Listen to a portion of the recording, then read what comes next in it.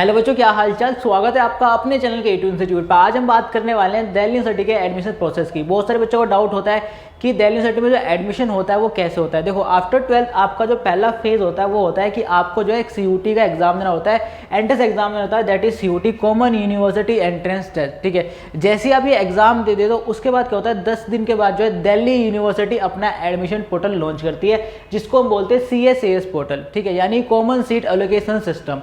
ठीक है, अब यहाँ पे भी आपके 3 फेजेस से होते हैं, 3 फेजेस से आपको जो गुजरना पड़ता है। पहला फेज क्या होता है कि आपको जो यहाँ पे apply to university of Delhi, यानी कि यहाँ पे आपको रजिस्ट्रेशन करना पड़ता है, एक बेसिक रजिस्ट्रेशन करना पड़ता है। ठीक है, अब रजिस्ट्रेशन फीस की बात करूँ मैं, अगर 2024 की बात करूँ, ठीक है, तो 2024 में जो रजिस्ट्रेशन फीस था वो था आपका जनरल कैटेगरी का 250 250 और SC ST OBC यानी जो रिजर्व कैटेगरी है उनका था 100।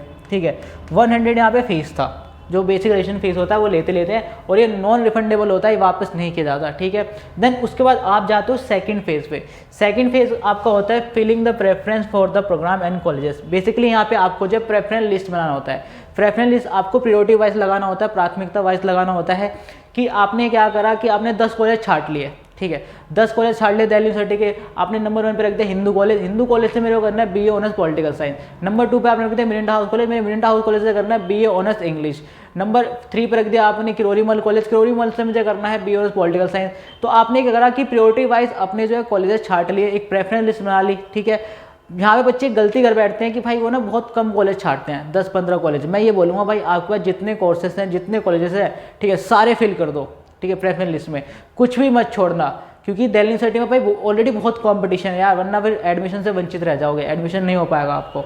तो वहाँ पे आपको प्रेफरेंस लिस्ट बनाना होता है। ठीक है, समझ गए। देन उसके बाद आपका होता है थर्ड फेज। अब थर्ड फेज को बताने से पहले मैं आपको ये बताना चाहता हूँ कि हम लेके आ चुके हैं आपके लिए गाइडेंस प्रोग्राम। ठीक है, और उस गाइडेंस प्रोग्राम में हम आपकी जो हेल्प करने वाले हैं, रजिस्ट्रेशन से लेके आपका एडमिशन तक हम आपकी हेल्प करने वाले हैं। चाहे उसके अंदर आपका प्रेफरेंस लिस्ट की बनाना क्यों ना हो गया, सारी चीज़ें हम उसमें आपकी हेल्प करने वाले हैं, पूरा सपोर्ट करने वाले हैं। उसके अंदर हम आपकी ये भी हेल्प करेंगे कि भाई कौन सा कॉलेज या कौन सा कोर्स आपके लिए बेस्ट है, कितने मार्क्स पे आपको ये वाला कॉलेज मिल जाएगा, कितने मार्क्स पे आपको ये वाला कोर्सेस मिल जाएगा, इसमें एडमिशन मिल जाएगा। ठीक है, वो सारी चीज़ें हम उसमें आपको बताएंगे। ठीक है, आप जो इस प्रोग्राम को कभी भी ज्वाइन कर सकते हो, कॉन्टैक्ट डिटेल आपको जो है डिस्क्रिप्शन में मिल जाएगा, आप वहाँ से जाके मैं कॉन्टैक्ट कर सकते हो। ठीक है, अब हम बात कर लेते हैं थर्ड फेज की।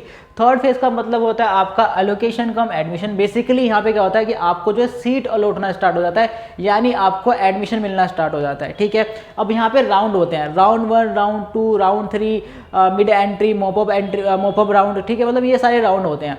अब फॉर एग्जांपल किसी बच्चे को राउंड 1 में कोई भी सीट अलॉट हो गया है किसी भी कॉलेज में, किसी भी कोर्स में। ठीक है, किसी भी कॉलेज में बच्चे को जो है सीट अलॉट हो गया है, तो वो क्या करेगा, उसके बाद 2 ऑप्शन आते हैं। पहला ऑप्शन होता है भाई कि फ्रीज करके वो अपना एडमिशन ले ले।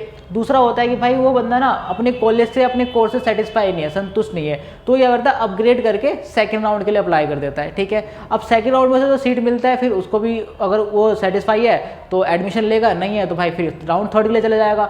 तो बेसिकली यहाँ पे राउंड होते हैं। ठीक है, यहाँ पे आपका एडमिशन होना स्टार्ट हो जाता है। अब जिस बच्चे को राउंड में सीट मिल गया वो फ्रीज करके अपना वेरिफिकेशन करवा के अपना जो एडमिशन फीस होता है वो पे करके एडमिशन ले लेता है। उसके बाद 1 अगस्त से उसका जो है कॉलेज वो स्टार्ट हो जाता है। ठीक है, तो बेसिकली इस तरीके से आपका जो है एडमिशन होता है दिल्ली यूनिवर्सिटी में। तो यही बता रहा था आपको कि दिल्ली यूनिवर्सिटी का एडमिशन प्रोसेस कैसे होता है। आई होप आपके सारे डाउट्स क्लियर हो गए हों। फिर भी कोई डाउट रह जाता है तो आप जो है कमेंट बॉक्स में कमेंट करके पूछ सकते हो, मैं आपको बता दूंगा। दूसरी चीज़ कि आपको अगर CUT के regarding time to time update चाहिए तो आप जो हमारे व्हाट्सअप चैनल के साथ जुड़ सकते हो, उसका लिंक आपको डिस्क्रिप्शन में मिल जाएगा। Bye bye.